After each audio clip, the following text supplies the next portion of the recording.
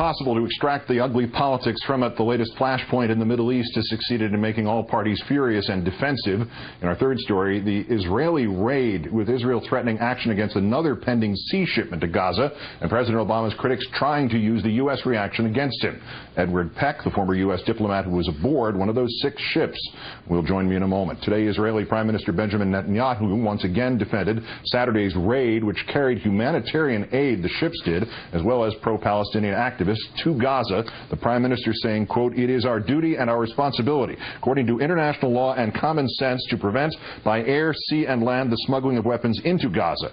But whether there was anything carried aboard those ships other than aid to Gaza is in dispute. And today, the UN Human Rights Council, by a vote of 32-3, authorized an international probe into the incident.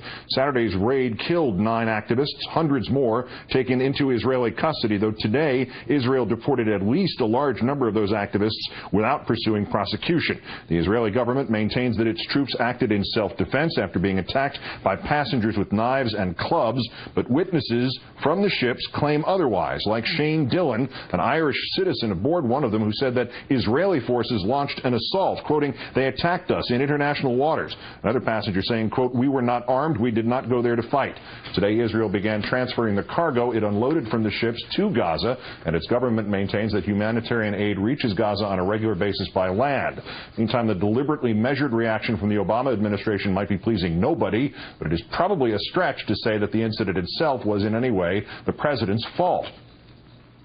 This is another step in a chain of unfortunate events, beginning with President Obama's insistence that there be a freeze as a precondition for peace talks, a freeze on settlements in Jerusalem. Jerusalem is the capital of Israel, not a settlement.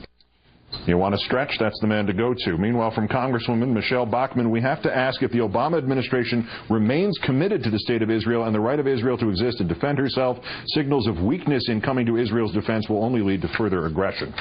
As promised, let's turn now to the former United States Chief of Mission in Baghdad and former Deputy Director of President Reagan's White House Task Force on Terrorism, Edward Peck. Ambassador Peck, thanks for your time tonight. I'm honored. You were on one of those 6 ships. Describe what you saw, please. Well, we were on a small ship, 54 people, 30 meters long. And the Israelis boarded us by stepping off the deck of their boat onto the deck of our boat. And we looked up, and there they were. You know, they were in the room with us, if you will, armed. They had the balaclava masks on, which they kept on the whole time. And the struggle where I was over when it started. I mean, you know, our instructions were to provide passive resistance by getting in the way or blocking access, but it was too late. The people on the upper deck went in to occupy the wheelhouse so that the Israeli soldiers could not get in there, and were forcibly removed. Several people had wrenched arms and twisted necks, and you know, some scars and bruises, and arms and slings afterwards and everything. There was no killing, and there was no one stun grenade was set off, stunning one of our people. But the struggle was brief, and it was over rather quickly with no critical injuries. The points of contention here, whether there were passengers armed on your ship or other ones, and what kind of weapons the Israelis had as they boarded. Can you speak to either of those questions? Well, I can speak to it as far as my ship was concerned. And nobody had any arms of any kind whatsoever that I ever saw, and never displayed any. The Israelis came in helmets and their combat suits. They carried machine guns, you know, and pistols and stun grenades and things like that. And a couple of them had paintball guns. 2 of the paintballs hit one of the members of our party, a gentleman named Joe Meadors, who was a wounded veteran on the U.S.S. Liberty when the Israelis attacked that in the '67 war, if you remember, killing and wounding over 200 American servicemen on a U.S. Navy ship. So on the other ships, I don't know what they had. What I have found interesting, however, is how words get twisted. Here was the big ship that we're looking at now on your screen, which was in international waters with 600 passengers on board, men and women, and Israeli commandos come to attack the ship, take the ship over, take command of the ship, and bring it into Israel. Now, the people on board didn't want to have the ship taken over, and they certainly did not want to go to Israel, so they resisted. Now, if you want to call them attacking these peace-loving soldiers, that seems to be a twisting of the language beyond belief. They were defending the ship. They didn't come after the Israelis.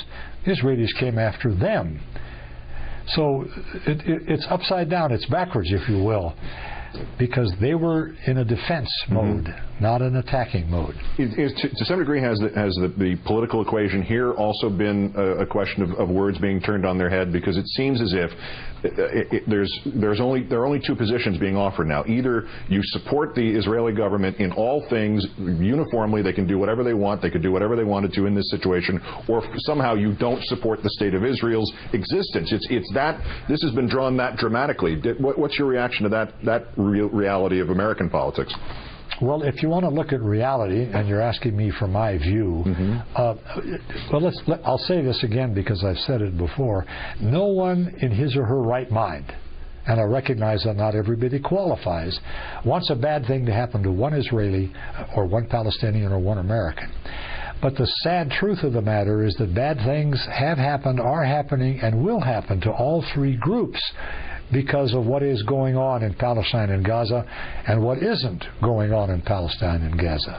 And backing Israel is one thing. Backing Israel in everything she does is not only very bad for us, it's very bad for Israel. Edward Peck, former United States Chief of Mission in Baghdad, just back from the Gaza and the events on the ships. Great thanks for your time and your insights, sir. I'm honored. Thank you, sir. We're honored.